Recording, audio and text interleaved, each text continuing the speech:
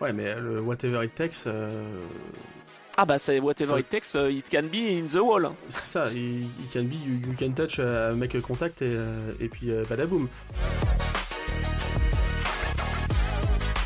Prenez un peu de recul et arrêtez aussi de tout mettre sur la balance de performance. Eh oui. Si parfois ça tourne à l'avantage d'un constructeur. Et donc l'année prochaine, je vois bien un trio Célia Martin, Mitchell Gatting, Sarah Bovy. Sinon, mettez-nous Vanina X. Hein. Ah oui.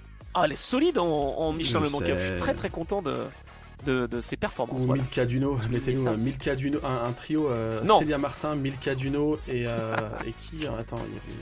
Je sais pas. Ah non, pas ça.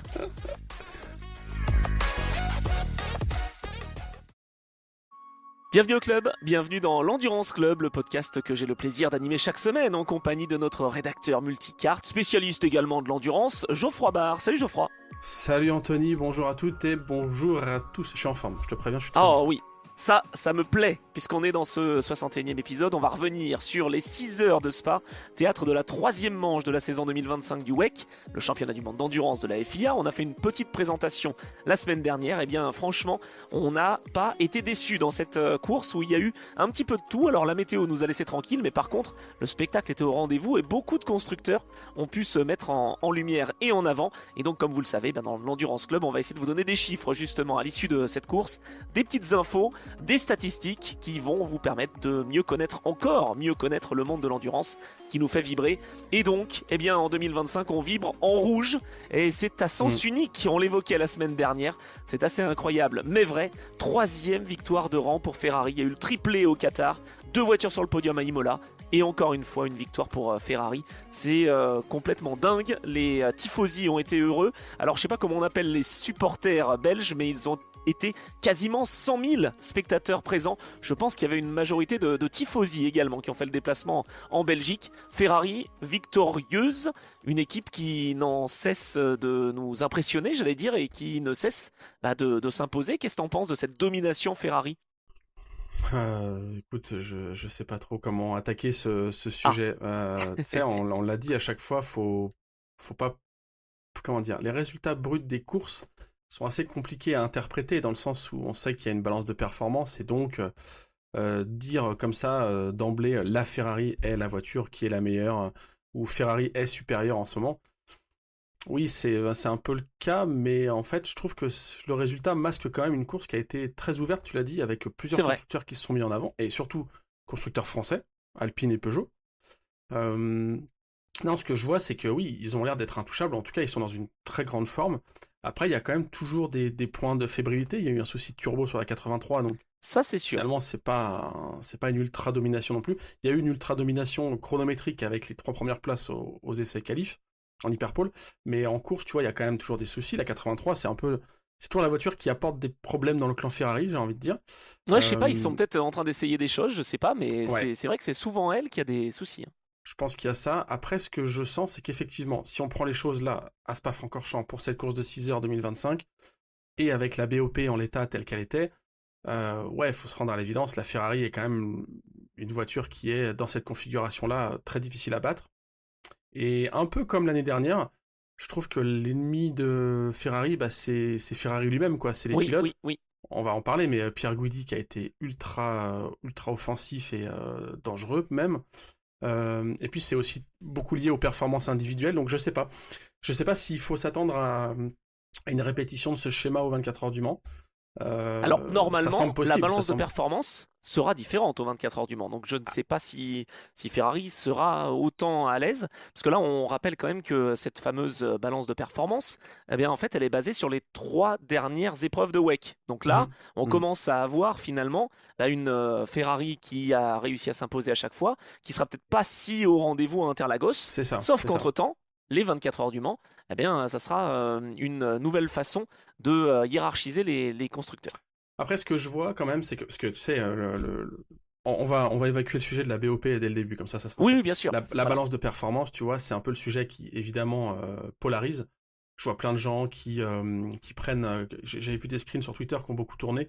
Les mecs qui prennent les 3 premiers à l'issue de l'hyperpole, ces 3 Ferrari, et qui rajoutent juste balance de performance, genre, vous voyez, elle est faussée parce que c'est 3 Ferrari devant.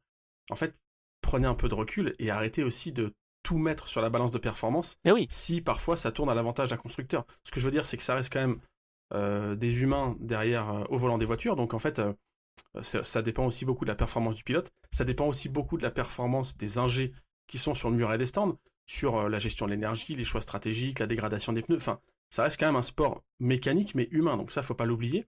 Oui, parce que Et attends, je rebondis et j'apporte de l'eau à ton moulin. Quand on voit le chrono, alors j'évacue la Ferrari 50 parce que Fauco, je pense, sur un tour est extrêmement performant, c'est un super bon pilote.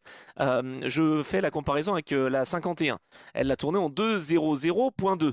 Ok, la Peugeot de la numéro 94 a roulé en 2.00.2. La Cadillac a tourné en 2.00.2. La Alpine a tourné en 2.00.3. Tu t'imagines quand même qu'il n'y a même pas une demi-seconde entre le 3e et le 10e de cette qualif. Ce que je veux dire, c'est que, exactement, ce que je veux dire, c'est que oui, si tu prends juste le résultat à l'issue d'une séance et que tu vois 3 Ferrari devant, tu te dis, ok, la BOP, elle est pétée. Mais si tu prends un peu plus de recul, déjà, s'il n'y avait pas de BOP, on n'aurait pas 18 voitures en train de se battre pour la victoire au général aux 24 heures du Mans. Mais ça, je vous le signe. Hein. C'est-à-dire que même Toyota serait barré, et là, on serait en train de se demander si c'est une BR01 ou un truc éclaté qui gagne les 24 heures du Mans. Donc en fait, sans la BOP, les 24 heures du Mans existeraient toujours, mais ça serait vraiment naze. Ça, c'est la première chose. Et deux, là, on a eu du spectacle avec d'autres voitures qui sont proches. On a eu une vraie course qui était agréable. Donc, en fait, il faut arrêter aussi de prendre toutes les déclarations qu'il y a sur les réseaux sociaux. Ils n'ont pas le droit de critiquer la BOP, mais tu vois bien que Ferrari, par exemple, parfois passe des messages en disant « Ouais, on a du mal quand même, c'est de plus en plus dur, la performance est difficile. » Évidemment, il y a un petit jeu de politique, et évidemment, les fans et les aficionados vont aller chercher ça. Prenez un peu de recul, faites comme mon père, je le salue s'il nous écoute, mais je suis pas sûr qu'il écoute les épisodes. Mais mon père, tu vois, par exemple, il n'est pas connecté à Twitter, il a une utilisation d'Instagram qui est assez limitée, et donc en fait, lui, il vit des super courses de WEC, parce que entre-temps, il n'a pas tout le bruit comme ça, toute cette pollution du moindre commentaire, du moindre truc. Enfin, tu vois. Ouais, c'est vrai. Les équipes pas la culture de l'instant, d'infos, de machin. En fait, si tu prends un peu de recul et que tu vis juste ta course de WEC gentiment, mais c'était une super course, objectivement. Et oui, il se trouve que ça fait une 3e victoire Ferrari de rang, c'est vrai. Mais ça reste quand même une course qui était animée, avec des batailles en piste, avec de la stratégie. Enfin, c'était super bien, quoi. Je pense que la BOP, en fait, pour Ferrari, ça offre un tout petit peu plus de marge en course et ça permet aux pilotes de ne pas aller toujours à la limite. C'est plus ça, c'est dans la gestion peut-être des pneumatiques, dans la gestion de la puissance.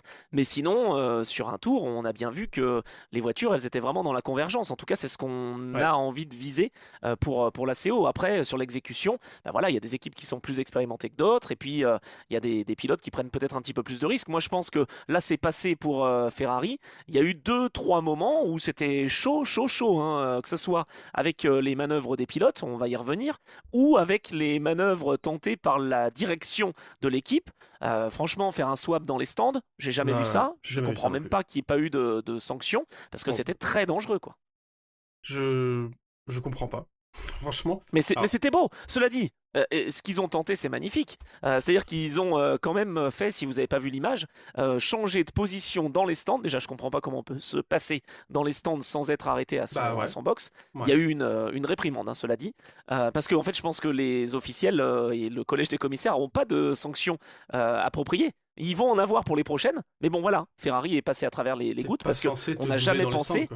Non, mais on n'a jamais pensé à faire un swap dans la voie des stands comme ça. En fait, c'est assez bien fait, mine de rien. La voiture qui était devant, bah, c'est celle qui en fait a son emplacement qui est pas le bon, quoi. Donc il se serait gêné. Enfin, c'est pas le bon. C'est-à-dire que la voiture qui est devant, elle a l'emplacement le plus proche de l'entrée des stands, alors que c'est celle qui doit être le plus proche de la sortie des stands qui doit être devant. Donc le premier a laissé un peu passer son adversaire. Il était entre la working lane et la fast lane. Donc en fait, il était sur la bande, je sais plus si c'était Michelin ou Goodyear, mais enfin en tout cas, la bande du sponsor.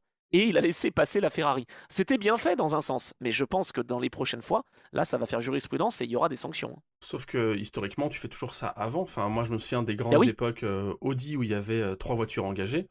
Bah, c'était un peu le truc aussi, c'est-à-dire que la voiture qui, enfin, comment dire, chez Audi, je crois qu'ils faisaient, genre, s'ils avaient, je simplifie, mais s'ils avaient 1, 2, 3, donc c'est comme là, si t'avais 50, 51, 83, tu pars du principe que c'est la 51, donc celle du milieu qui va s'arrêter en premier. Pour que, par exemple, un tour après, tu aies les 2 autres qui s'arrêtent, mais qui soient pas avec les box collés, tu vois, qu'il y ait l'espace d'une voiture entre. Oui, mais là, on était sous safety car. on était sous safety car, donc ils pouvaient pas faire le swap sur la piste, puisque tu peux pas te doubler sur la piste. Ouais, je sais, mais du coup, tu fais avec cette contrainte. Enfin, moi, ça me paraît fou de se dépasser dans les stands, sauf si, évidemment, il y a une voiture qui a un problème et qui roule visiblement à une vitesse ralentie par rapport au rythme que tu devrais avoir dans les stands avec la vitesse limite, mais enfin, moi, je t'avoue que J'ai j'ai pas trouvé compris. ça vraiment... Ouais. Bah, enfin, c'est du Ferrari, quoi. Ils vont chercher les limites, quoi. Ça fait un peu, tu sais, c'est marrant parce que les stands, souvent, tu te dis, les règles du sport auto, du sport mécanique, elles sont écrites, elles sont figées, il n'y a rien à les gratter. Moi, ça me fait penser un peu, tu sais, en Formule I, je sais pas qui c'était Di Grassi, non? Tu sais, Ah oui, qui avait coupé par les stands et qui avait dépassé le safety car par les stands. À Londres, je exactement. crois. À Londres. Et, Attends, mais c'était à Londres, exact, et je vais te dire un autre truc. Alors, il a été pénalisé du coup parce oui, que oui, mais je sais, je sais. bah, ils ont estimé. Bah oui, mais sauf que c'était pas dans les règles, cela Bah dit. non, c'est pour ça que je te dis En ça. fait, il aurait pu avoir une réprimande. Comment Michael Schumacher a gagné à Silverstone en 98 en Formule 1 En en prenant passant sa dans la voie des pénalité. stands? Ouais, c'est Non, mais ça. c'est vrai. Il a fait sa pénalité, mais en fait, il l'a faite après la ligne. Magnifique. Bah voilà, bah, c'est la façon de jouer avec le règlement. Et Ferrari a joué. Tu peux jouer une fois, pas deux. C'est ça, les stands, il y a encore des choses à gratter, quoi, c'est marrant. Non, mais en tout cas, bon, mis à part ça, enfin, je sais pas par où on démarre vraiment le cœur du débrief, mais Ferrari, bah, grosse presta, on l'a dit, et si le seul bémol que je voulais mettre, c'est quand tu dis la BOP, enfin, putain, j'ai toujours du mal à pas l'employer, mais bon, on est obligé.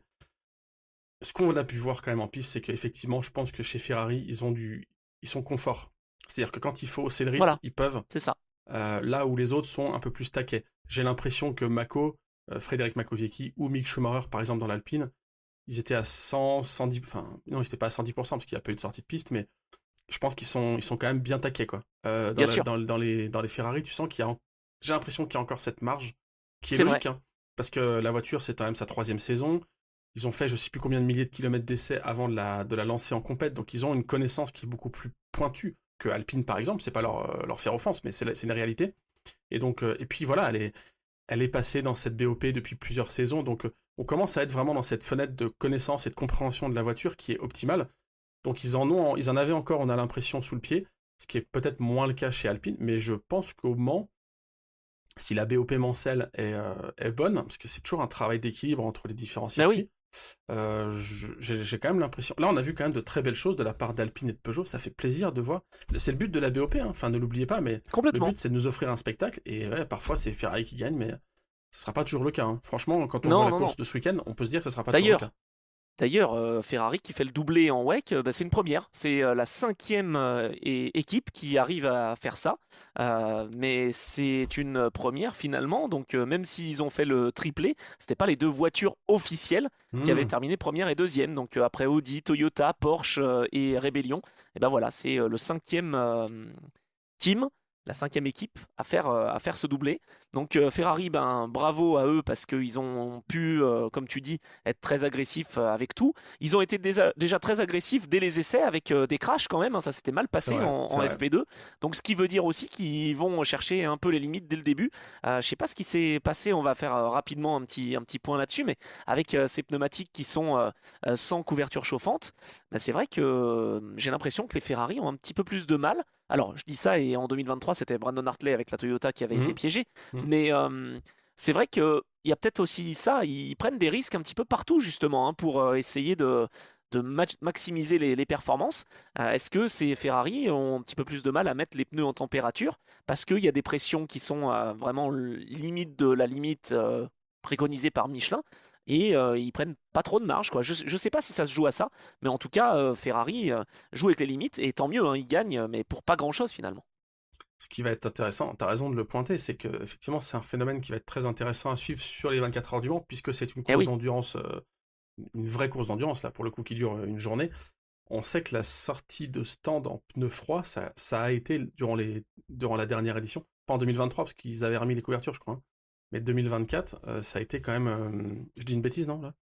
non, non, je pense pas. Justement, je me faisais la réflexion, Ouais. est-ce qu'on a bien une course du 24 heures du Mans sans couverture Oui, chauffante? Je suis en train 2024, oui. d'essayer de. Oui, 2024, c'est sûr. Mais 2023, non, je crois qu'ils les avaient remises. Mais Ah, attends, ça, là, ça c'est sûr que 2023, elles y étaient. Ouais, ouais, bon tout à bah fait. 2024 c'était bon et moi je me souviens beaucoup. Alors, je suis désolé, j'ai pas passé les heures que j'aurais dû là-dessus, mais je me souviens quand même, ouais, on m'en a parlé, et il y a les onboards sur YouTube, il y a beaucoup de tours de sortie des Ferrari 499P, pneus froids, où ça tire tout droit au Dunlop, et à un moment, ça a même commencé à faire un peu de débat, genre, ouais, ils le font quand même un peu exprès, parce que tu peux vite gagner 1, 2, 3 secondes en coupant le Dunlop, donc Bah oui, tu mets ça sur le fait que les pneus sont froids et que t'as pas fait exprès, mais tu grappilles vite des secondes. Et on a vu cette année, et même cette année au Mans encore, ça sera le cas, je pense. La moindre seconde peut quand même être décisive pour cette fameuse track position. c'est clair. Bref, donc ça va être un vrai sujet. Là, ce qu'on voit, c'est que les Porsche, elles étaient nulle part. Et parce qu'il y a eu des contacts avec d'autres, parce que le niveau, la BOP était pas bonne, j'en sais rien, etc. Mais en tout cas, c'est des voitures qui apparemment sont très à l'aise lorsque les conditions de piste sont, température de piste est élevée. Au Mans, bah, même si elle est élevée, il y a un moment pendant la nuit, elle le sera moins. Donc on peut Ouais. peut-être avoir un drop de performance Ah bah t'as et un delta de température, je crois, entre, qui est fou, hein. allez, je dirais 20 et 25 degrés hein, entre le Ouais, je jour et la pense, ouais. nuit, hein. Ouais, quoi, on passe de 40-45 à 15-20-25, c'est ça à peu près? Ouais, c'est ça, en température piste. Ouais, température piste, ouais. Et donc là, j'ai l'impression que les Ferrari sont peut-être les voitures qui ont la fenêtre de tolérance à la température de piste la plus grande. Tu vois ce que je veux dire? Ouais, C'est-à-dire tout à fait. elle est très à l'aise peut-être quand il y a 40-45 et même 20-25, alors que la Porsche, j'ai l'impression qu'il faut que le tarmac soit ultra chaud.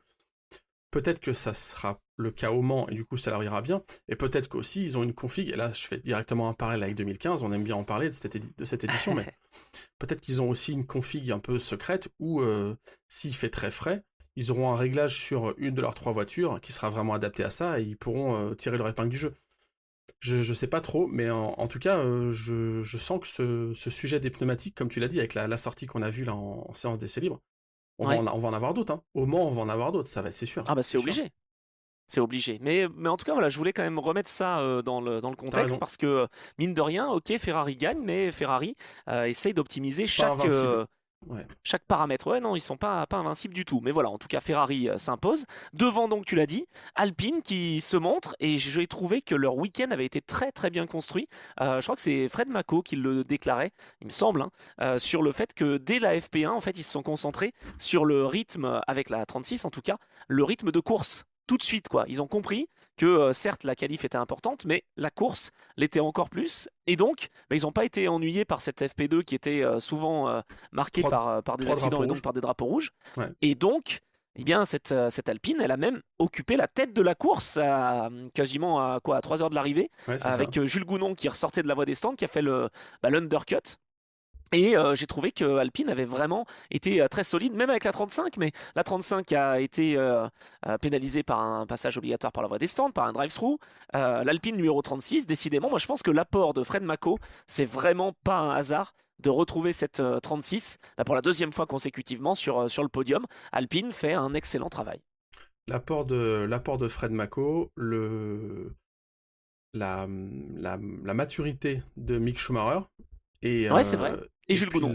et puis l'explosivité, non, c'est pas un bon mot l'explosivité, mais c'est pareil, l'envie, c'est peut-être l'envie de Jules Gounon d'être d'être rapide. Enfin, en fait, t'as une combinaison, on en a déjà parlé, je crois, mais t'as une combinaison de 3 pilotes qui n'ont pas grand-chose à voir en termes de trajectoire. Je sais que c'est un mot que t'aimes bien, Ouais. mais d'histoire en compétition, d'expérience, mais qui convergent là à un moment de carrière. Et je trouve que bah, enfin, c'est pas un secret. Hein, moi, j'ai toujours trouvé que les équipages chez Alpine l'année dernière étaient pas au niveau. Et là, bah voilà, ça y est, on a, sans donner de nom, mais voilà, là, pour moi, la 36, elle est à la hauteur, et ça se voit. Alors, il y a aussi le travail qui a été fait sur la voiture, évidemment, on va pas tout mettre au crédit des pilotes, mais je pense que ça y joue beaucoup. Le fait que Jules Ouais. Gounon, l'année dernière, il était en réserve, et puis on lui avait promis des courses, enfin, une course, 2 courses, bon, il est là, c'est pas la meilleure façon de bosser. Jules Gounon, c'est un gars, euh, Ah bah il je le s'implique connais à pas, fond quand je le connais, quand ouais, il a la confiance, hein. voilà, je le connais pas personnellement, enfin c'est pas un ami, mais ce que je veux dire c'est que de ce que j'en comprends et de son caractère, c'est un gars où si tu lui donnes une pleine confiance, ça va le mettre encore mieux. Et enfin, c'est un gars où tu tapes dans la main et si tu t'es dit un truc, on va le faire, tu vois. Et Ouais. ça se sent, c'est un mec d'engagement. Et sa fidélité chez Mercedes par exemple, il m'en avait parlé. Bref, je pense que chez Alpine, il fallait passer ce step de le confirmer comme titulaire et pas juste de lui mettre un strapontin en disant s'il y a un problème, c'est toi qui conduis. Non, attends, un Jules Gonon, tu lui promets pas ça. Enfin, il est pas sur le banc de touche, quoi. C'est un numéro 10. Donc, tu vois. Et je pense que là, du coup, ça lui a donné ce petit boost qui fait qu'il est encore plus efficace. Et Mick Schumacher, pour moi, il était pas forcément très bon l'année dernière. Il faisait des erreurs. Il sortait. C'est une année d'apprentissage. Hein. Et voilà, exactement. Et là, ça y est, il y a du talent, hein. Il y a du niveau, hein. Champion F3, champion F2. Enfin, c'est un mec référence. Mettons de côté son papa, rien que lui, il a du niveau, quoi. Encore une fois, je pense que le fait qu'il ait abandonné ses rêves de Formule 1 le libère aussi et il se met à fond dans ce programme endurance. Enfin, je pense qu'il n'y a pas de hasard. Hein. Kevin Magnussen aussi, il a abandonné son rêve de Formule 1 et il nous fait des passes en à celui, hein. Putain. Oui, c'est vrai. Bon, c'est pas le seul. Hein. Il y a un certain Foucault qui a été aussi plus que très chaud avec Ferrari. D'ailleurs, on y reviendra sur ces images un peu dangereuses. Il y a un certain Earl qui a aussi failli faire n'importe quoi. Personne l'a vu. Je l'ai bien vu du coin de l'œil. Il a failli encore refaire ce qu'il a fait l'année dernière. Bref. Sean Gallel ne l'a pas attendu. Oui, alors. Ouais, bref. Ouais, non. Lui, il a été un peu victime. On y reviendra en LMGT3.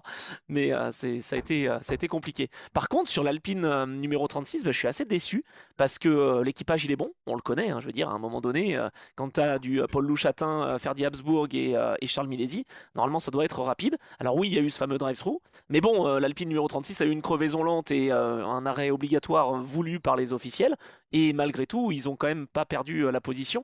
Je ne sais pas ce qui se passe dans la 35.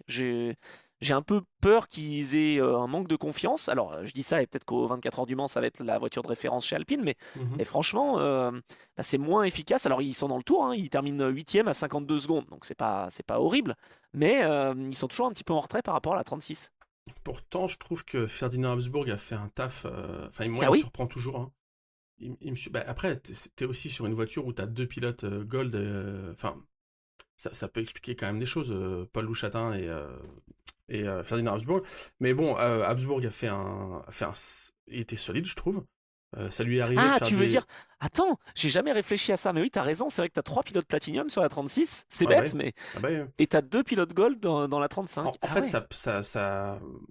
Après, oui, c'est des classements, ça veut pas tout dire, mais quand même, je pense que c'est là où tu peux trouver des petits dixièmes d'écart. Et surtout, Paul Louchatin, c'était lui le plus rapide des trois. En fait, c'est Charles Milesi qui était un peu en retrait. Mais bon, il y a tellement de paramètres. Quand tu vois le trafic, quand tu vois... Enfin, en fait, Charles Milesi... quand t'as pas la bonne position sur la piste, ça c'est sûr. Il a pas grand-chose à prouver, Charles Milesi, en termes de... Justement, en plus, en termes de vitesse de pointe ou de performance chronométrique, tu vois, ça va. On est plutôt dans le haut du panier, quoi. Mais là, si tu regardes les données, effectivement, c'est le moins rapide des trois. Et c'est peut-être même d'ailleurs le moins rapide, oui, c'est ça, c'est le cas, de tous les pilotes alpines. Mais bon... je sais pas. Voilà, il y a 18 voitures, quoi. On peut pas avoir 18 Non, mais c'est premiers, intéressant. Ouais. Non, c'est vrai. Non, mais c'est intéressant. C'est vrai que c'est un équipage 100% Gold. Et Phil Hansen aussi, d'ailleurs. Hein. Phil Hansen aussi, je trouve, qui est Gold, qui est pas Platinum. Il a aussi eu un relais où il s'est un peu effondré, où il s'est fait doubler par... je sais pas. Alpine, tu trouves par l'Alpine, par la Peugeot. Il a quand même été moins... Après, peut-être qu'il y avait déjà des soucis de turbo et que la voiture avait moins de patates, mais il a quand même été moins au rendez-vous que ses homologues, quoi. Ah ouais, d'accord. Tu vois, moi je l'ai trouvé quand même pas mauvais du tout, Phil Hanson. Je pense qu'il fait le taf, mais... Bon, peut-être que j'ai pas vu attentivement le relais qu'il a effectué. En tout cas, bravo à Alpine. On va aussi parler rapidement de Peugeot parce qu'on a l'habitude de parler des constructeurs français. Moi, je pense qu'ils ont été bien aidés aussi par le fait que le tracé ait été resurfacé, que la balance de performance est aussi, c'est normal, hein, favorable pour eux parce que ils n'ont pas de résultats depuis le début de cette saison. Donc à un moment donné, on va pas les charger et les handicaper plus qu'ils n'ont cet handicap, mais ça va un petit peu mieux. Je dirais pas que ça y est, ils ont trouvé la baguette magique et la recette magique, mais je vais dire un mot positif sur Paul Di Resta, mesdames et messieurs. Attention, tenez-vous bien. J'allais te dire, on aurait presque pu inaugurer une rubrique et alors, et Paul Di Resta. Enfin, tu sais, parce que là, je me suis dit, est-ce qu'il va passer sous silence la performance ou est-ce qu'il va quand même en parler de Paul Di Resta? Non, je l'ai trouvé très bon. Non, alors dans l'Endurance Club, on dit tout. Hein. Je peux te dire que même si les pilotes... Michael Wainwright, par exemple, a fait un très bon travail en ELMS. Bon, pourtant, ça m'arrache la voix de le dire. Mais non, mais Paul Di Resta, franchement, très très bon. Franchement, avec la Mm. Peugeot numéro 93, honnêtement, j'ai été bluffé. Alors, je parle même pas de Loïc Duval, qui Oui, nous a bah, fait un dépassement dans la ligne droite du KML au milieu. Alors lui, il a incroyable. fait l'inverse de ce qu'on dit à chaque fois à Spa, tu sais, entre Schumacher et Hakkinen Ouais, avec au c'est milieu ça, c'est Zonta. ça. Et ben lui, c'était Zonta.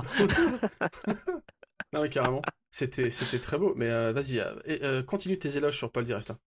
Oui, non, alors je vais peut-être pas y aller trop fort non plus. Non, mais j'ai trouvé que bah, de plus en plus il s'adapte à cette machine. Et puis, bah, en fait, sur une piste qui est pas trop bosselée, qui permet de s'exprimer avec des longues lignes droites aussi, c'est vrai que là c'est un peu une répétition avant les 24 heures du Mans. Et ben, il a été vraiment très efficace. Et les Peugeot, bah, je suis assez déçu de pas les voir si haut finalement, parce que bah, il y a eu oui de la stratégie, il y a eu des track positions qui ont peut-être pas été idéales. Mais on les a vues, elles se sont montrées. Bon, malheureusement, il y a eu un petit contact qui a fait que la 94 a été contrainte à l'abandon, et qui n'a donc pas vu Stoffel Van Dorn à domicile, eh bien, terminer cette course. Mais j'ai vraiment été assez enthousiasmé, je vais dire, par les Oh. performances des deux Peugeot, même si on comprend et on sait très bien que les raisons sont diverses et notamment ce resurfaçage du circuit, un petit peu comme au Qatar. Voilà, quand les pistes sont des billards, eh bien ça va beaucoup mieux pour les Peugeot. Ok, bah, on va envoyer un message à Pierre Fillon si on peut resurfacer du terre trop rouge jusqu'à Arnage, ça serait nickel. Euh, Ça serait pas mal. En fait, tu vois, chez Peugeot, ce qui s'est passé, c'est qu'il y a quand même un truc intéressant, c'est que ils ont tenté de la stratégie, comme tu dis.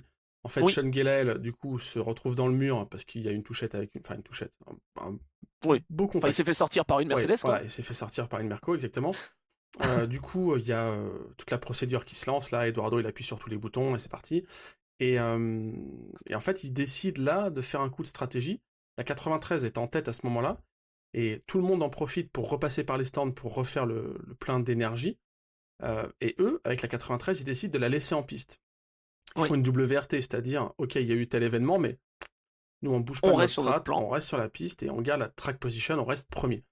Et sur la 94, ils font pas ça. La 94, ils la font rentrer, comme tout le monde en fait.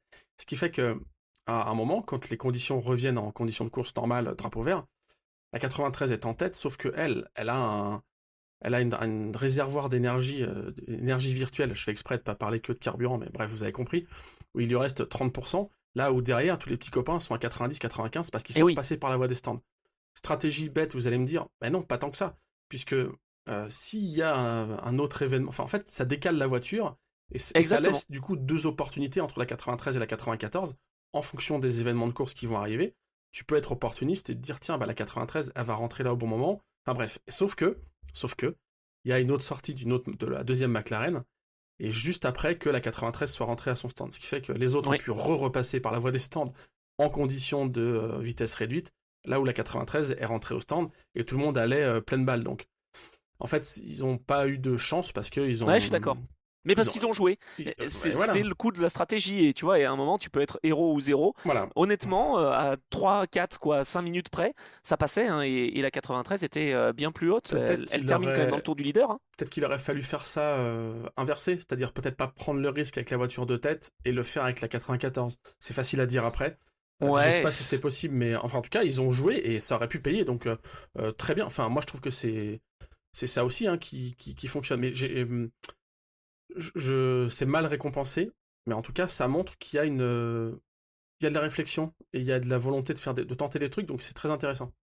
Ouais, je suis d'accord. Je suis entièrement d'accord. Autre petite déception. Enfin, j'ai pas plus à ajouter à Peugeot, malheureusement, abandon et 11e place. Mais voilà, ils ont tenté les choses. Ils sont quand même dans le rythme. Ils terminent juste derrière la BMW numéro 15. Et donc, bah, c'est mon autre petit coup pas de gueule, pas coup de gueule, mais en tout cas, déception. Parce que BMW, franchement, ils avaient fait aussi des paris. En début de course, ils sont partis avec 4 pneus tendres. Puis ensuite, ils ont un petit peu changé leur stratégie, avec la 20, je veux dire. Mhm. La 15, bon, ils ont eu deux drive-through pour vitesse excessive dans les stands, pour vitesse excessive sous safety car. Enfin bon, c'était très compliqué. Je m'attendais à ce que BMW soit plus au rendez-vous. Ils l'ont été sur le rythme, mais ils n'ont pas été vernis. Je sais pas ce que tu en penses, mais cette voiture numéro 20, moi je la voyais aller peut-être même sur le podium à la place de l'Alpine, hein. On sent que les deux constructeurs, la BMW et Alpine, sont très proches. Et ben WRT aura pas été finalement à l'aise, ou si à l'aise en tout cas à domicile, même s'ils se sont montrés. Et je trouve que la 10e place de la 15 fait pas vraiment rend pas hommage à ce qui s'est passé, quoi. Non, c'est vrai. J'ai moins suivi la course des BM, c'est vrai. Quand on les a vus, Ah, la par 20 contre, était là, hein. quand on les a vus, c'était animé, quoi. Ouais. Entre Robin French qui se fait tasser par Pierre Guidi au niveau de l'eau rouge, c'est quand même Oh là ultra là, dangereux, je trouve. c'est clair. Enfin, la consigne qu'on a entendue quand même à la radio, c'était à Pierre Guidi, reste devant quoi qu'il en coûte, whatever it takes. Bah, on est sur un discours militaire, quoi. C'est incroyable de dire ça. Ouais, ouais, ouais. De passer ce genre Parce que d'ordre. Enfin, moi, je trouve ça ça. prouve. Ah non, mais ça prouve encore une fois que la position sur la piste, la track position à Hmm. Spa, est plus qu'importante. Ouais, mais le whatever it takes, Ah bah c'est whatever ça, it takes, it can be in the wall, hein. c'est ça. You can be, you can touch, make a contact et puis badaboum. En fait, enfin, moi je trouve ça abusé de dire ça. C'est défends ta position, mais défends ta position quoi qu'il en coûte. Non, non, je suis désolé, Ouais, ça c'est pas sérieux. Et ça peut mener à des accidents. Enfin là, c'était très dangereux. je C'était suis une d'accord. redite Perez-Ocon, enfin, à l'époque ils étaient Ouais, en équipiers, Formule 1, donc. ouais. Mais bon, bref, totalement inutile. Et bon, ce que je voulais dire, c'est que sur les BM, bah, une fois encore, on a notre copain Kevin Magnussen. On a des. Elles Enfin, sont bien quand même, hein, sur l'herbe et sur la terre, CBM, hein. Franchement, c'est rapide, hein. en fait, en fait, on pourrait presque se dire que Kevin Estre, il a mis que 2 roues dans l'herbe au Nürburgring. C'est un petit joueur, tu vois. C'est franchement un C'est petit clair. joueur. Eh, le pass on the grass, vous m'en reparlez, hein, mesdames et Ouais, messieurs. franchement, là. Non, mais c'est marrant parce qu'on a Dries Vanthoor qui a fait la pole à Laguna Seca en parallèle. Donc, enfin voilà, grande forme, etc. Encore une pole et encore une victoire manquée. C'est incroyable, Voilà, il c'est n'arrête ça. pas de faire des poles, Dries Vanthoor. Donc, bref, on a des individualités, tu vois, avec Dries Vanthoor qui brille au volant de la BM. Kevin Magnussen, j'ai l'impression qu'il a quand même trouvé une voiture aussi qui lui va plutôt bien Ouais, c'est vrai. et il fait des choses. Moi, c'est pour ça que j'avais hâte de le voir en hypercar parce que à la base, il devait être chez Peugeot quand même, rappelez-vous, hein, avant de retourner chez Haas et de faire une pole en Formule 1. Mais Magnussen, il devait être chez Peugeot et moi, j'avais hâte parce que qu'on aime ou pas le personnage, qu'on aime ou pas son style de pilotage, faut avouer qu'il est spectaculaire quand Ah même. oui, ça c'est sûr. Voilà. Et là, Donc, ils étaient que deux en plus, hein. Il y avait donc Marcello, plus de ouais. temps de roulage pour Ouais. lui et pour Marcello, ouais. Et donc, moi, j'avais hâte de le voir. Et là, bah, on est sur du Magnussen, c'est signé, quoi. Et moi, j'adore. Enfin, passer comme ça, c'est dangereux sans être dangereux. Enfin, voilà, tu vois, c'est passé, quoi. Je trouve ça moins dangereux. Je trouve ça plus spectaculaire et moins dangereux que le Pierre Guidi qui tasse Robin French en bas de l'eau rouge, quoi. Oui, mais alors, par contre, franchement, et tout comme Foucault d'ailleurs, hein, j'ai la même réaction, sauf que la différence près, c'est que la Ferrari a 4 roues motrices alors que la BM, bah, elle est un petit peu plus difficile, je pense, sur l'herbe à contrôler. Ça aurait pu terminer en drame, hein, parce que imaginons qu'ils perdent le contrôle, ce qui aurait très bien pu arriver, et qu'ils partent en survirage. Là, il va directement dans la Mercedes de Martin Berry, et ça fait un carnage dans la ligne droite du Kemmel. Donc ça, faut peut-être pas trop s'amuser à le faire. Mais j'ai trouvé qu'en tout cas, il y avait vraiment aussi un signal qui était envoyé, c'est que tous les pilotes, les équipes sont vraiment à la limite et cherchent Hmm. tous les subterfuges, j'allais dire, pour rester devant. Donc non, c'était spectaculaire, mais je sais pas si s'est rendu compte quand même de la dangerosité de sa manœuvre, Kevin Magnussen. Surtout que la Mercedes se décale et il y a la Peugeot qui se retrouve au milieu. Mais Enfin, oui, c'est une réaction en chaîne qui est quand même très compliquée. Et là, on est sur la ligne moi ça droite m'a du fait un peu peur. Kemmel. On est sur la ligne droite du Kemmel en journée, qui est quand même, enfin, c'est une autobahn, hein, c'est assez large à cet endroit-là, Ouais. avec une Non, mais là, belle ils étaient 4 lumière. de front. Ouais, avec de la lumière.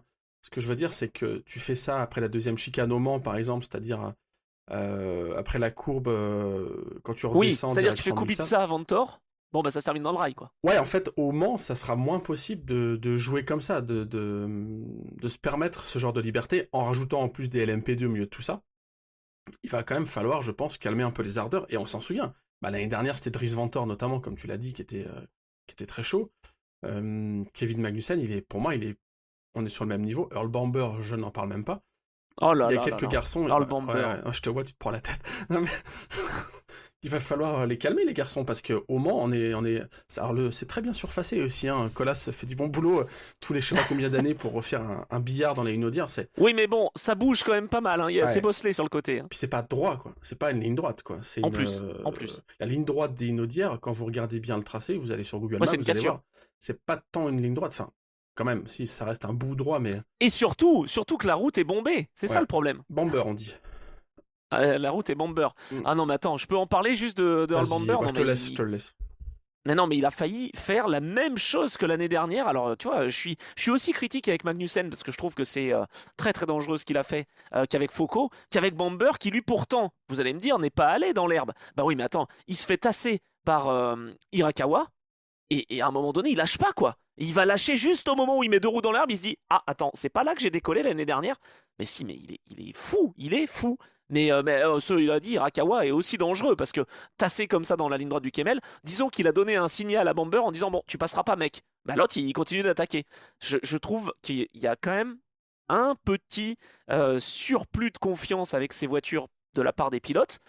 Du fait, on l'a dit, qu'il faut perdre un minimum de temps sur la piste, mais attention aux 24 heures du Mans, tu le disais, moi ils me font peur ces pilotes. J'ai pas envie d'avoir un gros crash, un gros carton et des blessés, donc là je sors le carton jaune. Voilà. Non, mais ouais, on va pas imaginer le pire, mais c'est vrai que Earl Bamber, il met du temps à disjoncter et à se mettre en sécurité, tu vois.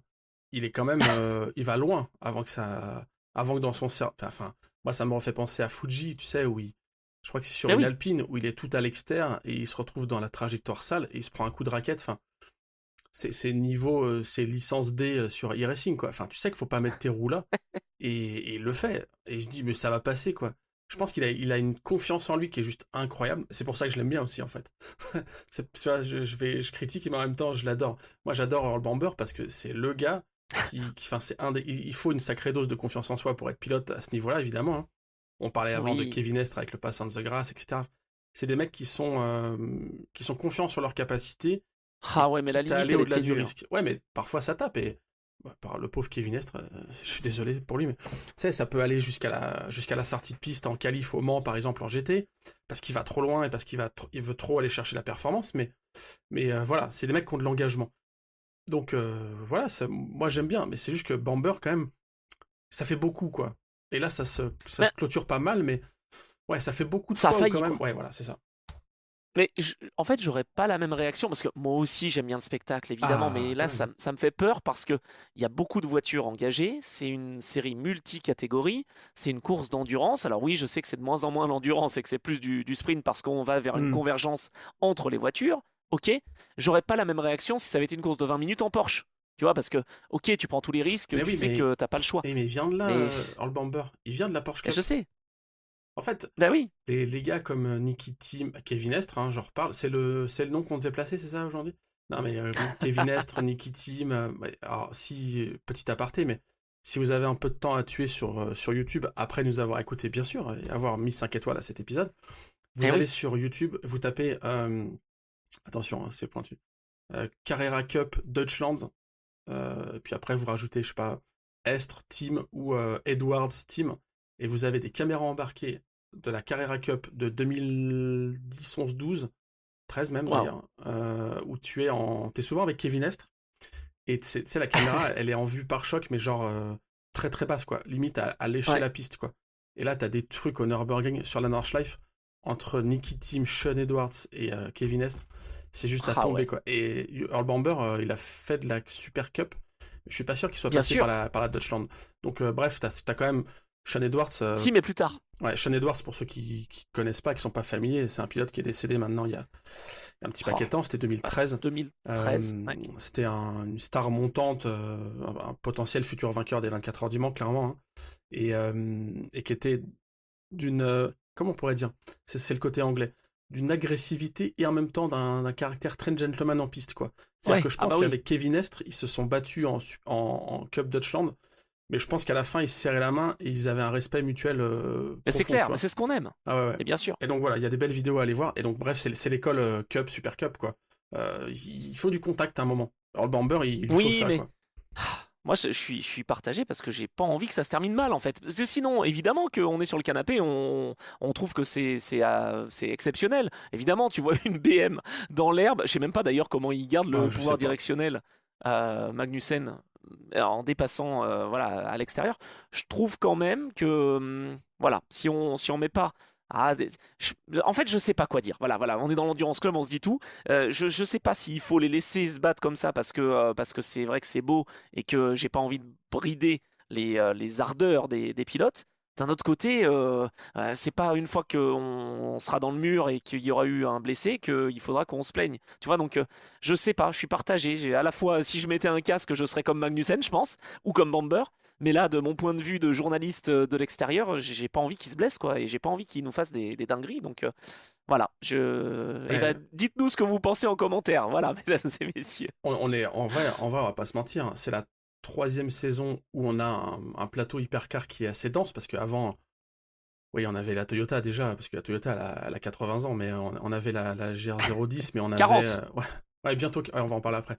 Non, mais on avait la GR010 face à la Glickenhaus ou à l'Alpine, enfin bref, vous voyez ce que je veux dire. Ça fait que depuis la saison 2023 qu'on a vraiment ce plateau et cette diversité en hypercar. Mais là, clairement, pour moi, cette course, elle fait basculer le WEC, je trouve, dans cette course à l'armement, quoi. Oui, oui, Là, oui, j'ai senti qu'on est à la grande époque des groupes C, où, c'est clair. je vais pas jurer parce que je serais obligé de mettre un bip, mais tu vois ce que je veux dire, on est là, clairement, quoi. Celui-là, je vais le biper, tu vois. Mais vraiment, enfin, c'est incroyable, quoi. Je trouve que c'est d'une violence, Ouais, mais parce que c'est c'est ce brutal et qu'on parce aime. qu'ils convergent, ouais, Ah voilà. oui. Mais faut pas que ça pète, comme tu dis. De toute façon, on est sur un Non. cycle, hein, on le connaît, hein. On est sur le cycle qui monte, et puis au bout d'un moment, ça va redescendre. La seule relance qu'on puisse avoir, et là, c'était deux infos qui ont été données un petit peu, mais en off. Est-ce que Toyota va présenter une nouvelle voiture? Ça se murmure. Potentiellement. Est-ce que Toyota continue? Déjà, c'est la première question. Et deux, est-ce qu'ils Ah, présenteraient j'espère une bien nouvelle quand même. Ils voiture? ont tenu à bout de bras le Ouais, WEC en 2012, en 2018. oui, oui. Enfin, Et est-ce que Peugeot confirme sa présence et il se murmure aussi qu'il y aurait déjà une nouvelle voiture en préparation? ouais, mais alors est-ce qu'ils ont le droit de mettre une nouvelle voiture ou est-ce qu'ils vont la badger peut-être avec un nouveau constructeur? Ça, je sais pas encore, hein. En tout cas, ce que je veux dire, c'est que peut-être que le salut de cette période, si on veut pas que ça fasse un effet, bon, le groupe C, tu me diras, ça a quand même duré quasiment 10 ans, mais si on veut pas avoir un effet montée en puissance et ensuite ça pète, il y a trop d'incidents en piste et la formule chute, je pense que la vraie relève, elle arrive là quasiment dans l'année qui vient, avec des constructeurs qui confirment encore leur présence et qui lancent de nouveaux modèles. Pourquoi je dis Ouais. ça? C'est parce que, imaginons, Toyota dit, bon, bah nous, ça sera la dernière année de la GR010, et l'année prochaine, on part sur la GR020, qu'on est en développement, etc. Ça va baisser un peu la pression. Toyota, ils vont tout donner quand même pour faire une dernière année de performance, mais après, ils vont repartir sur un nouveau cycle avec une nouvelle voiture. Il va y avoir une espèce de vie de constructeurs les uns par rapport aux autres qui va se faire, et on va moins être dans chacun a envie de gagner. Enfin, je sais pas si c'est clair ce que je dis, mais Alors, il y a peut-être ça, mais sauf que la vraie difficulté si tu lances une nouvelle voiture, c'est qu'après, bah, cette fameuse balance de performance, elle est plus possible sur la première année. On voit bien avec Aston Martin, on a bien vu avec la Peugeot. C'est très difficile de pouvoir acter les différences entre les voitures pour l'organe de direction, j'allais dire, Mhm. ou l'arbitre de la CO, qui est la CO, parce que comme c'est une nouvelle voiture, bah, tu n'as pas de repère. Et donc, ça veut dire que Toyota, s'il lance une nouvelle auto, c'est une année quasiment blanche, quoi. Même si elle est bien née, puisque tu as ces équilibrages qui se font. Donc, difficile aussi hein, de se dire quand est-ce que je lance la nouvelle voiture? Est-ce que je la lance avant les autres? Comme ça, au moins, je mange mon pain noir et j'arrive en forme pour l'année N plus 1 ou N plus 2. C'est pas simple, hein. Peut-être qu'on aura des annonces assez tardives, comme tu dis. Si Ferrari, par exemple, s'inscrit dans la durée et sort une nouvelle auto, le jour où il l'annonce, je pense qu'une semaine après, elle est déjà en piste à Furano, quoi. Enfin, en fait, Ouais, il c'est va y vrai. avoir un temps très court, je pense, entre l'annonce et la rentrée en piste. Tu peux plus te permettre On de va dire, voir. comme à l'époque, tu vois, c'était il y a 20 ans où Peugeot a annoncé qu'ils allaient revenir aux 24 heures du Mans. Ils ont annoncé ça Ouais. en juin 2005, ils sont arrivés effectifs. L'arrivée effective, c'est mars-avril 2007 avec Monza, la première course. Donc tu vois, t'as quasiment 2 ans avant l'annonce. Là, tu peux plus faire ça. Enfin, si tu le fais comme pour une annonce de présence, comme Hyundai l'a fait ou comme McLaren, parce que Oui. McLaren, ils ont dit que ce sera 2027. Mais par contre, là, pour une nouvelle voiture, ça va être limite en fin de saison, quand il y a le meeting, quand il y a les Ferrari Days ou je sais pas quoi, ils vont dire ah bah au fait l'année prochaine c'est une nouvelle caisse. Ah ok. On va peut-être le savoir très tard. Mais je pense que Pour c'est vraiment l'instant, ils important vont qu'on le sache. l'exploiter un peu plus. Oui, oui, non, tout à fait. Mais là, cette 499p, pour l'instant, elle gagne. Pas moyen Ouais. de la changer hein, pour Non, non. l'instant, même si en termes de fiabilité, voilà, c'est pas toujours au rendez-vous. Mais là, depuis le début de saison, ils sont vraiment impeccables. Au contraire de Toyota, mais je dirais pas qui sont pas impeccables en termes de stratégie parce qu'ils essaient de faire ce qu'ils peuvent. Mais il faut qu'ils rongent son frein. Je pense qu'au Mans, ça va s'éclaircir hein, pour Toyota. Déjà en plus, ils vont fêter les 40 ans de leur présence en endurance puisqu'ils ont commencé au Mans en 85. Je pense quand même que Toyota sera au rendez-vous aux 24 heures parce que en termes d'exécution, bon, même si tout n'a pas été parfait, tu vas y revenir dans un instant, Toyota, ils étaient nulle part en termes de rythme en qualif. Ils ont même pas été en hyperpole d'ailleurs.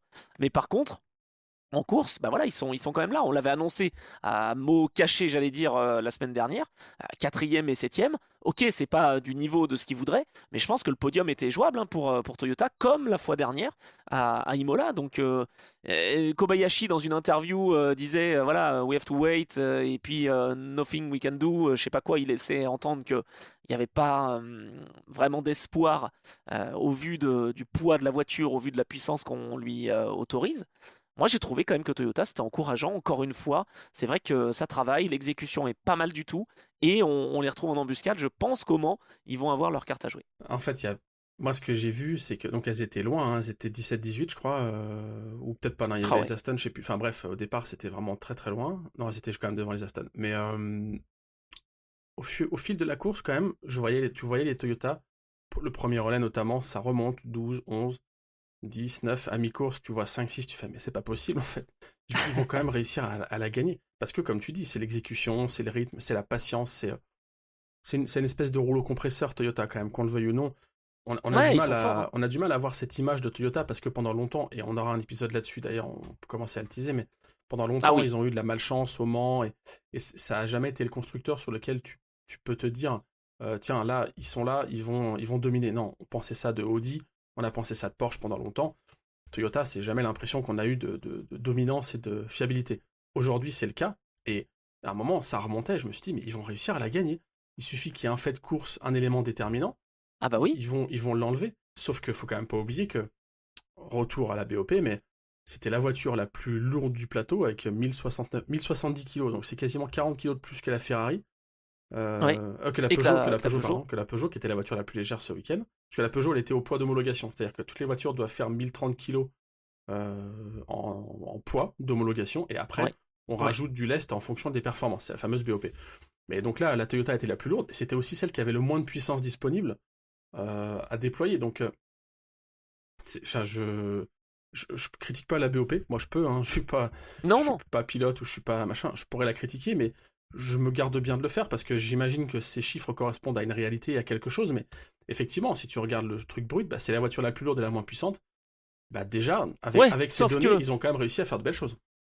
Mais déjà, et puis le meilleur tour en course, tu vois, si vraiment on veut prendre les chiffres jusqu'au bout, alors oui, ok, ils sont plus lourds et puis ils peuvent se plaindre et puis ci et puis là, tu sais pas à quel point ils cachent leur jeu aussi. Le meilleur tour de Mike Conway, 2,047. C'est une seconde de moins que la Ferrari, et ils sont plus rapides sur un tour que la Cadillac par exemple, tu vois, à un moment donné, je pense qu'ils peuvent pas non plus trop se plaindre. Oui, bien sûr que c'est moins rapide, mais enfin, franchement, c'est pas si mal quoi. Le meilleur tour en course d'ailleurs, j'ai une petite anecdote là-dessus, mais Julien Andlor est parti à la faute, bien aidé au premier virage, et du coup, il a essayé de remonter le couteau entre les dents, et en fait, il a fait le meilleur tour à son deuxième passage. Donc alors attends, il avait fait un 2,041, c'est vrai, en étant reparti avec des pneus un peu carrés après être poussé par Sébastien Bourdet qui a perdu un peu l'avant. Ça a tenu quasiment toute la course en fait, ça a été battu en fin de course par Pierre Guidi, mais c'est marrant quoi.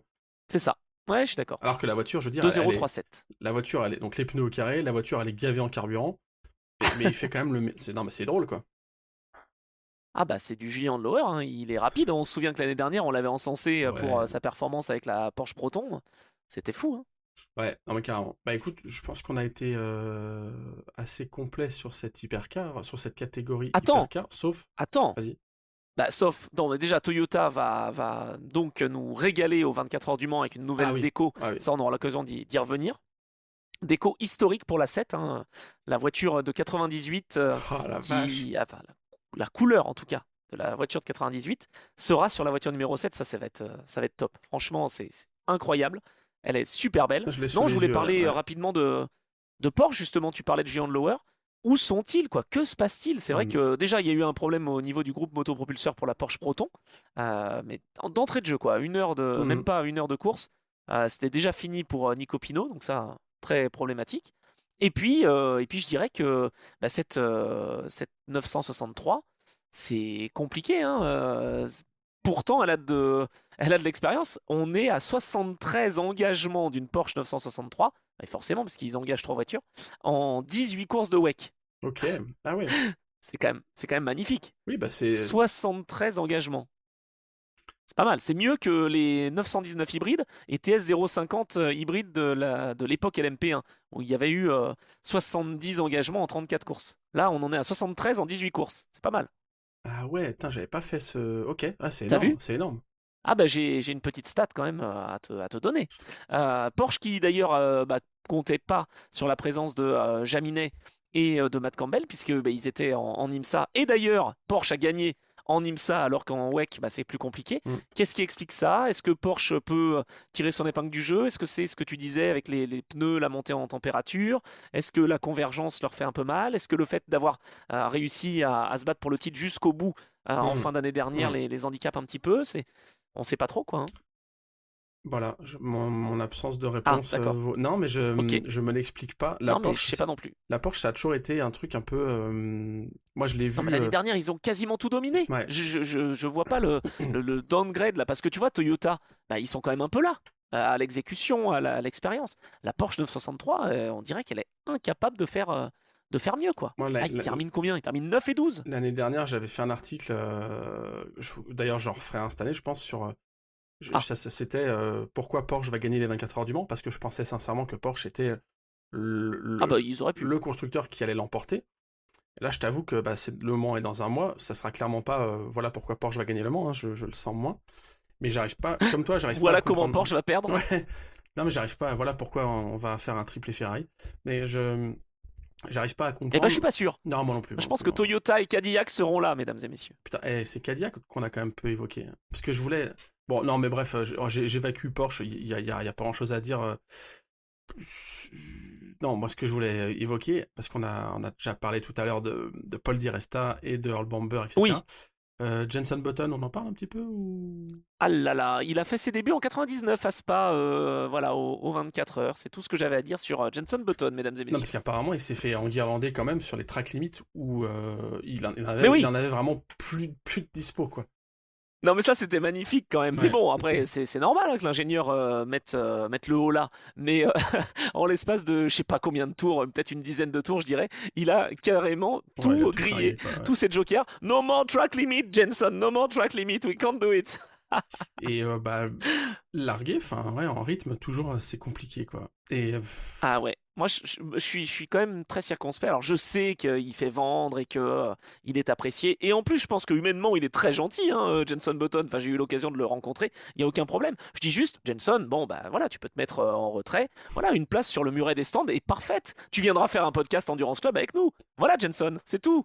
Qu'est-ce que c'est que cette histoire? Non mais laissez-nous Sébastien Bourdet avoir une chance de gagner aux 24 heures, s'il vous plaît. ouais, non, là, c'est mort cette année. Bah oui. Mais vraiment, c'est le paramètre. C'est là où, tu vois, c'est ça que j'aime bien aussi dans notre sport, c'est que pour moi, il y a vraiment ce paramètre humain. Et là, on le voit, t'as beau avoir la Cadillac sur le papier, je pense que c'est quand même une des caisses qui est les plus affûtées. Enfin, Ah si c'est vous avez eu clair. la chance, et j'espère, vous qui nous écoutez, si vous avez eu la chance d'assister à une manche de WEC depuis qu'il y a les Cadillac, aux 24 heures du Mans notamment, c'est juste incroyable quand la caisse elle passe, ça te fait trembler. Enfin, moi, je pense que c'est une des voitures qui, dans 20 ans, me marquera encore, tu vois, j'en aurai un souvenir vibrant, c'est le cas de le dire. Mais par contre, le facteur humain, je trouve que là, au niveau des équipages, ils ont fait cette transition de Jota Cadillac, où du coup tu récupères des parties de Jota, tu récupères des parties de Cadillac, et Hmm. malheureusement, c'est pas au niveau. C'est un peu comme je le disais tout à l'heure avec Alpine l'année dernière. Alpine, ils ont lancé leur programme en hypercar en étant un peu le cul entre deux chaises sur. Enfin, si je me trompe, vous pouvez me le dire en commentaire, mais moi, c'est mon sentiment. En étant un peu le cul entre deux chaises entre programme officiel et un peu programme gentleman, on prend aussi de l'argent. Enfin, il faut pas que le sport auto coûte de l'argent dans le groupe Renault, ça c'est clair. Bah, ok, très bien.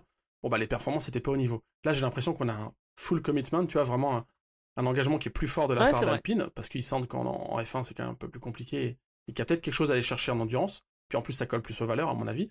Mais bref, tu vois, ils ont fait vraiment un bon choix. Chez Cadillac, on paye un peu les tergiversations et les errements de direction. Le remplacement aussi, je sais plus comment. comment elle s'appelait, pardon, à la direction de Cadillac, mais qui est plus là. Enfin bref.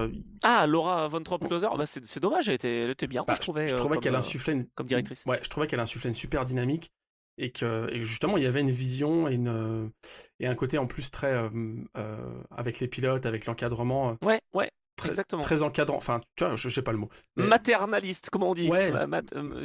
C'est pas paternaliste, comment on dit? Ouais, je sais plus. Enfin, bon, maternel, quoi, mais dans le bon sens du terme, en fait. Maternel, vraiment. merci. Non, mais dans le bon sens du terme, c'est pas misogyne que de dire ça. Je trouve qu'elle avait un vrai apport. Et là, chez Cadillac, je vois pas trop la direction, alors que pourtant, on a tous les ingrédients. On a de l'argent. Attends, l'année dernière, Jota s'était imposé. Ouais. Avec la Porsche. Puis là, on a de l'argent, avec l'apport des différents sponsors. On a une équipe d'exécution avec Jota qui est quand même de très haut niveau. Mais moi j'y crois, hein. Par contre, là, même si sur le début d'année c'est peut-être un petit peu moins facile, moi je crois vraiment à cette équipe Cadillac Jota. D'ailleurs, je pensais qu'ils allaient être un petit peu mieux à Spa, comme au Qatar, où ils étaient très bien jusqu'à ce que Jenson Button break check Alex Lynn, mais sinon, par ça, c'était bien. Ouais, il n'y a pas eu besoin. Je sais pas, j'y crois. Ok. Non, voilà, donc on verra. Et puis, petite mention spéciale à Aston Martin. Moi, j'ai cru qu'ils allaient tenter le coup de pas s'arrêter et d'aller jusqu'à la panne d'essence. De toute façon, il n'y avait plus rien à perdre pour rester peut-être dans les points. Ça aurait été beau de la part de la 007. Mais bon, voilà, ils sont restés très secrets, du coup. Et ils terminent 13 et 14. Mais la 007 termine dans le tour du leader. Et ça, quand même, c'est à souligner. Moi, je trouve que cette Aston Martin, bah, elle est intéressante aussi à suivre. Je ne sais pas si ça va faire grand-chose parce qu'ils n'ont pas de système hybride, mais 5 arrivées en 6 courses de WEC pour l'Aston Martin Valkyrie. Donc c'est pas si mal du tout, je trouve, pour cette Aston, que j'avais tendance peut-être à railler un petit peu au Qatar. Mais voilà, force est de constater que ça travaille chez Tour Team. En endurance, je pense que c'est une bonne chose d'avoir une voiture fiable pour la rendre rapide. Tu sais, c'est ce qu'on dit. Hein.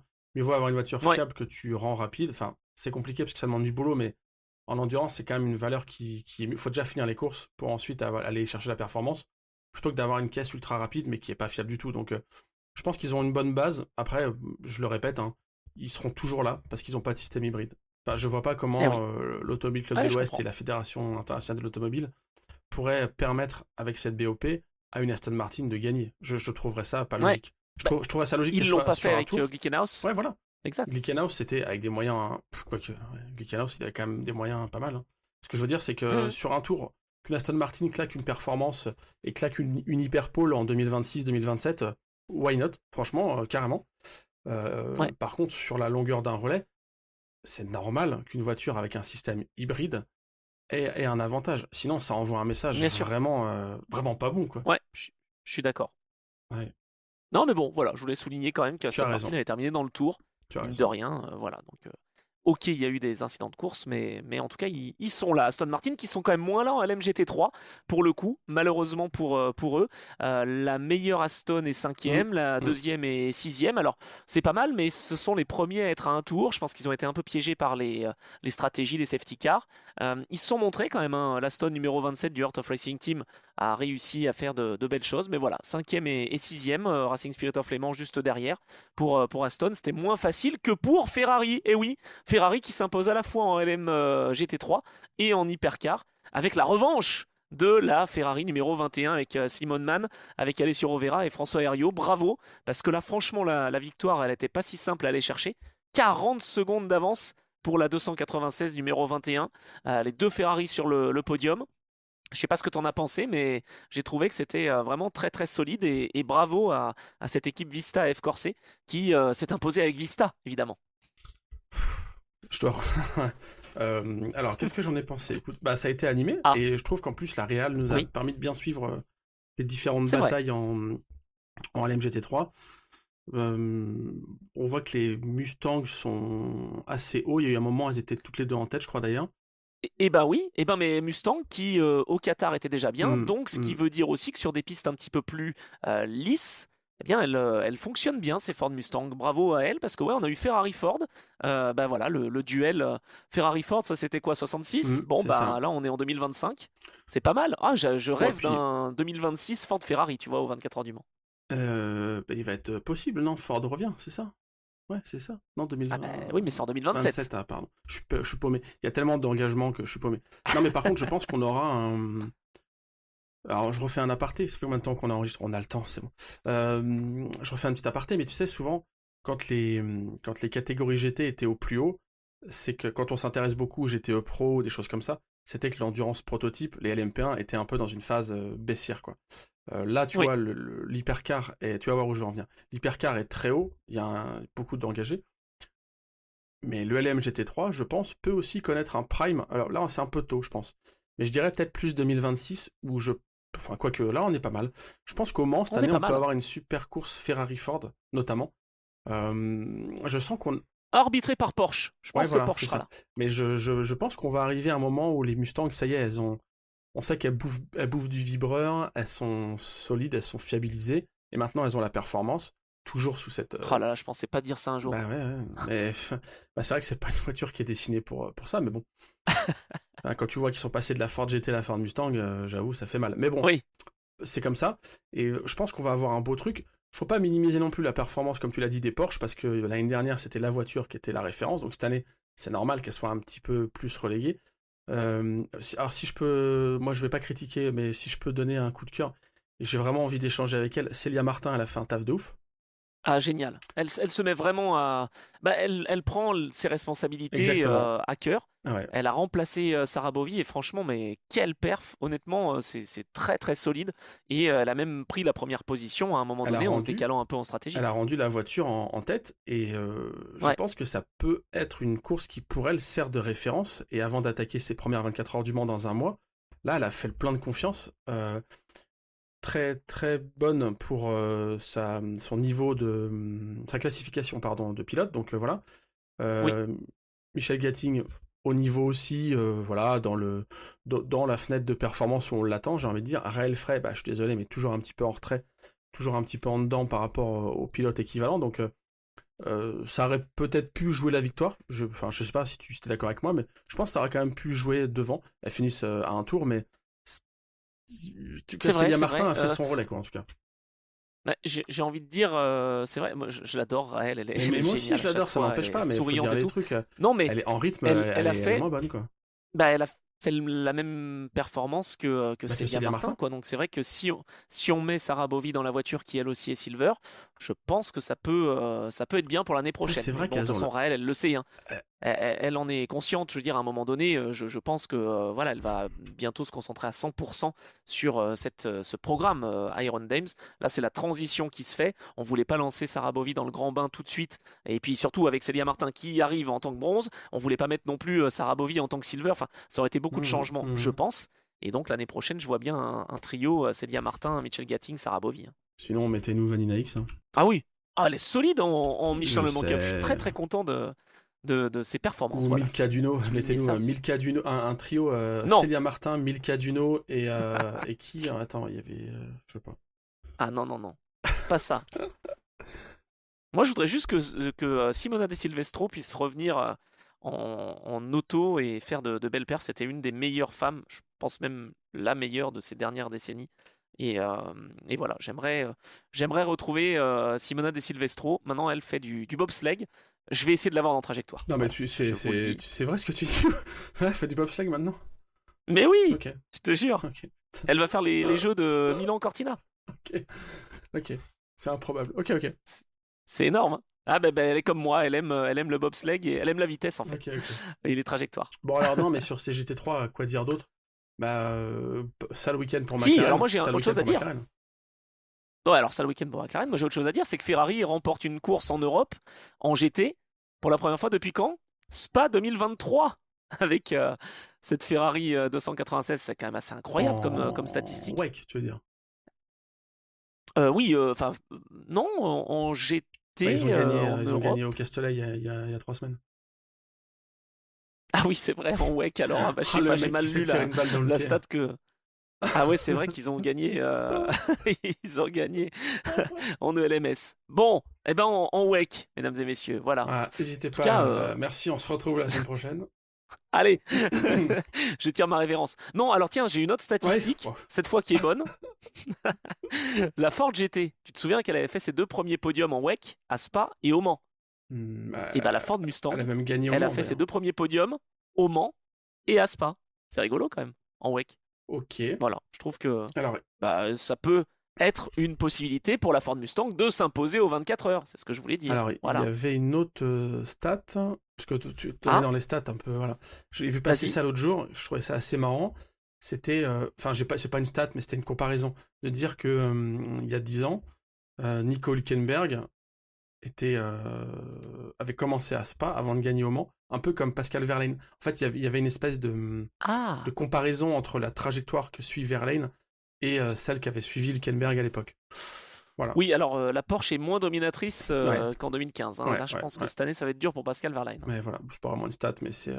Ok. Non, si, c'est pas mal. Ouais. C'est pas mal, j'aime bien. Un petit mot sur Mercedes quand même, qui reprend un petit peu de couleur. Martin Berry, qui remplace Christian Ried, et qui a fait un bon boulot. Donc, à voir ce que ça peut donner. Mais j'ai trouvé que c'était assez intéressant comme performance, même si les résultats sont pas là. Hein. Ils terminent 11 et 12, hein, les deux Mercedes.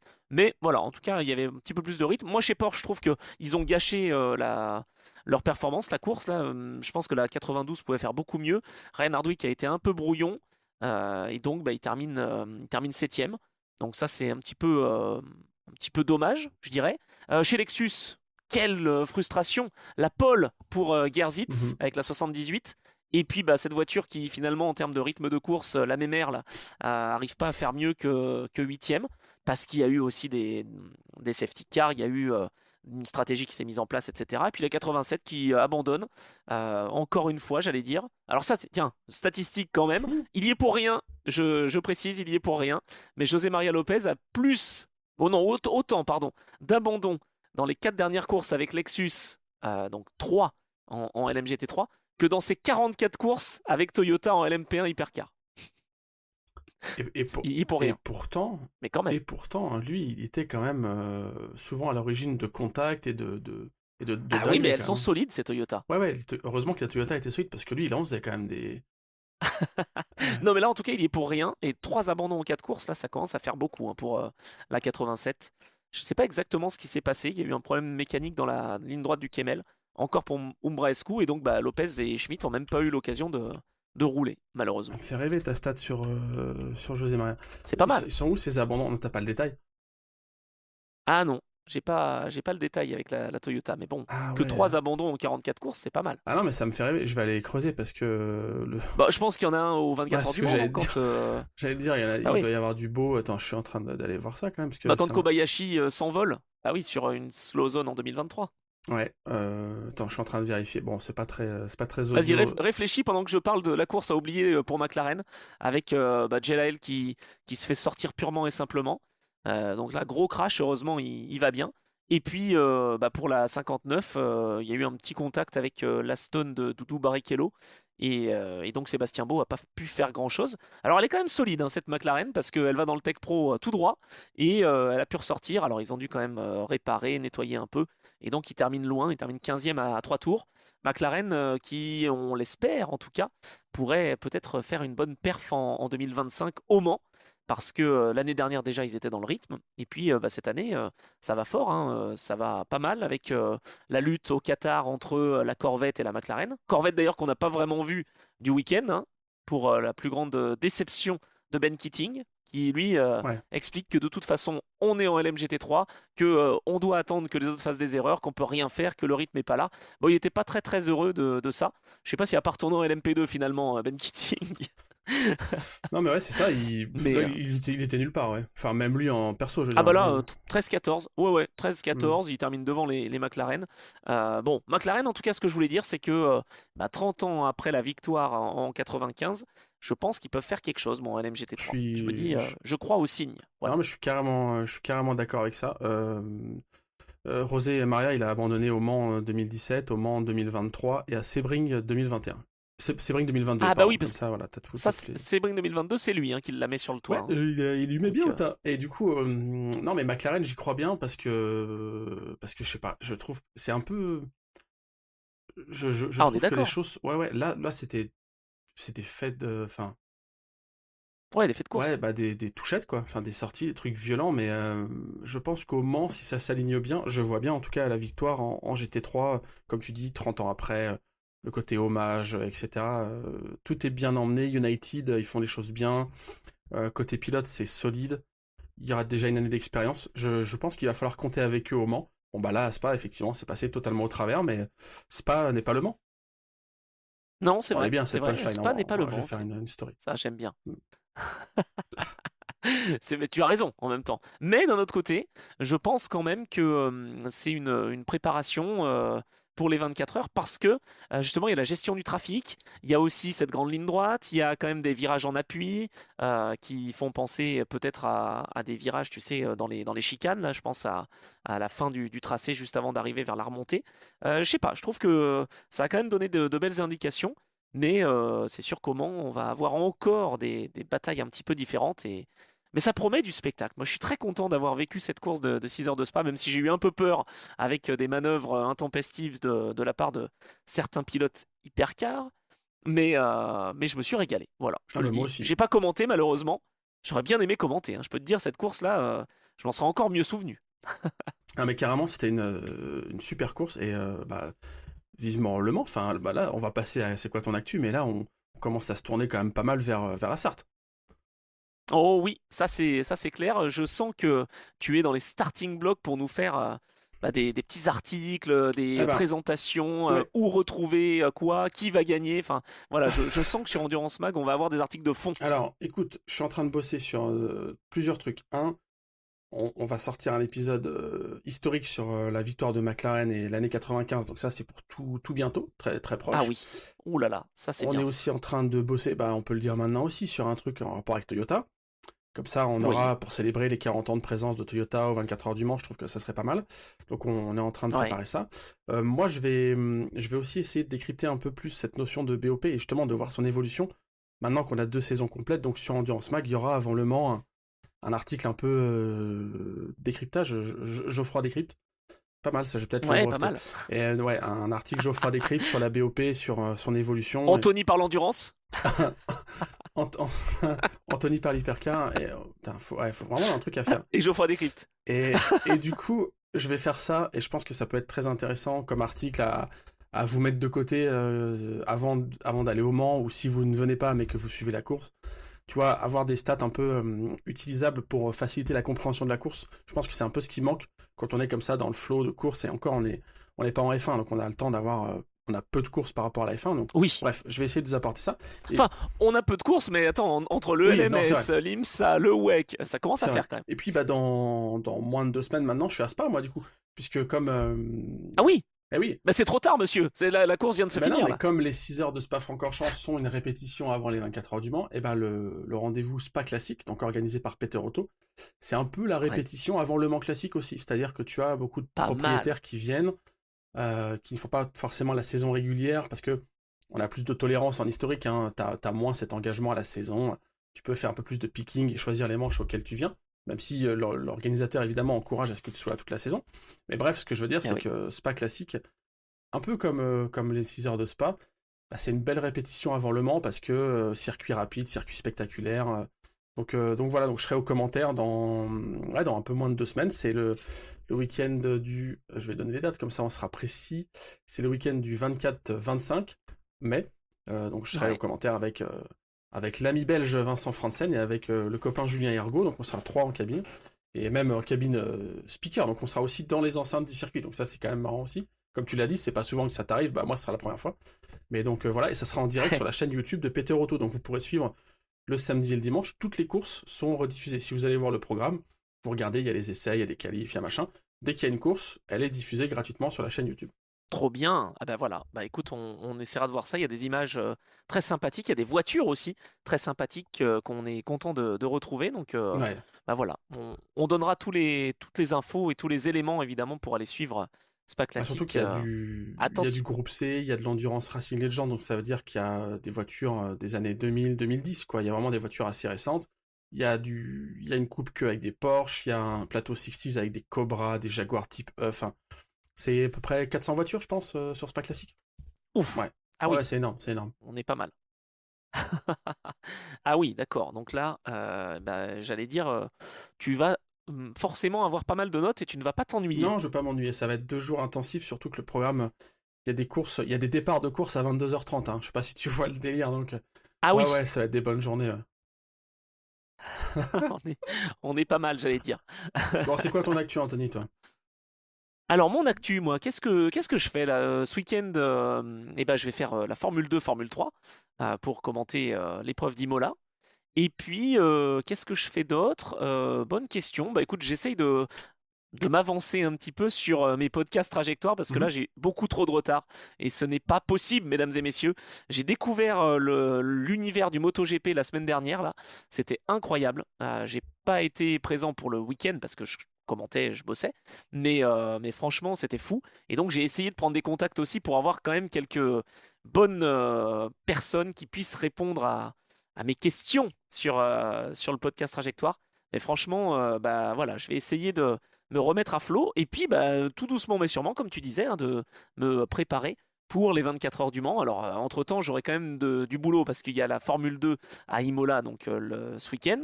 Il va y avoir la Formule 2, Formule 3 à Monaco le week-end Ah ouais, suivant. super Mais ça. je vais aussi commenter un peu de NASCAR. Enfin, ça va être une grosse journée là, le 25 mai. Je pense que je vais pas beaucoup dormir, mais je serai là, présent au rendez-vous pour commenter plein de belles choses. Donc voilà, en tout cas ce week-end, Formule 2, Formule 3, retour sur Canal+. Je suis très content après avoir vécu un petit peu dans le sud ces derniers temps avec le LMS au Castellet et le Grand Prix de France historique. On est dans la période de l'année que je préfère. On a Spa, on a les 500 miles, même si je suis pas du tout, mais il y a les 500 miles qui sont Ah, il un faut peu en suivre. fond. Ah, c'est trop Il y a le bon. Grand Prix de Monaco, Ah oui. ça j'adore, même si c'est pas le Grand Prix le plus intéressant en Formule 1, mais ça reste quand même un temps fort de l'année, plus le Mans qui arrive. Ah, j'aime bien moi. Ça, c'est la période que j'aime bien. Ah bah je suis d'accord. Ouais, moi aussi, franchement j'aime bien, mais c'est quand même assez Ah chargé, hein, on bah va pour dire. toi, Mais ouais, bon. j'avoue. Ah, même pour moi, tu vois, c'est vrai que là, la sortie à Spa, ouais, je suis pas habitué. Ça me sort un Ah, peu. tu Je vais vois? pas pouvoir faire tout mon jardinage. Ça fait un peu le petit vieux, tu sais. Ah Ah bah oui. mince, quel dommage, Madame Chombier. Ouais. Non mais voilà, en tout cas, il y a de quoi faire et il y a de quoi s'occuper. Donc vraiment, bah, je suis content qu'on puisse se retrouver chaque semaine, ça c'est trop bien. La semaine prochaine, on va essayer de faire un épisode donc bah, historique justement pour revenir sur une édition particulière des 24 heures. Et puis voilà, bah, on essaie de rester occupé. C'est vrai que là, ça va être une période un tout petit peu plus détente, bon, rapide, hein, faut le dire Oui, oui. vite pour moi, mais après, on va se lancer. Ouais, dans de belles journées et dans de belles semaines, avec notamment les 24 heures, où on aura quelques surprises, on l'espère en tout cas, avec des invités de qualité, puisqu'on sera aux 24 heures du Mans, donc il faut qu'on en profite pour l'Endurance Club, évidemment. Exactement. On est en train de bosser ça là, aussi en sous-marin. On essaie de trouver des trucs sympas à vous proposer et à vous partager, carrément. Eh oui, pour être là chaque semaine justement dans l'Endurance Club, on le sait, et c'est votre rendez-vous justement sur toutes les plateformes de podcast. J'espère que ça vous plaît. De plus en plus, bah, quand je suis sur les circuits, on m'en parle. Donc je suis très content. Voilà, notre duo fonctionne, mon cher Geoffroy. Donc n'hésitez pas à mettre des petites étoiles. J'ai pas trouvé l'endroit où mettre des commentaires sur Spotify, hein. Je dois Je être vais te montrer. un boomer, j'imagine. Mais bon, voilà, en tout cas, mettez des commentaires sur YouTube ou des étoiles sur Apple Podcasts, sur Spotify et toutes les autres plateformes de podcast, Deezer également. Et puis on se retrouve la semaine prochaine, voilà, avec peut-être un invité spécial. On va voir, mais on est en train de travailler ça. Et on sera là la semaine prochaine, évidemment, après avoir pu vivre ces 6 heures de spa intensément.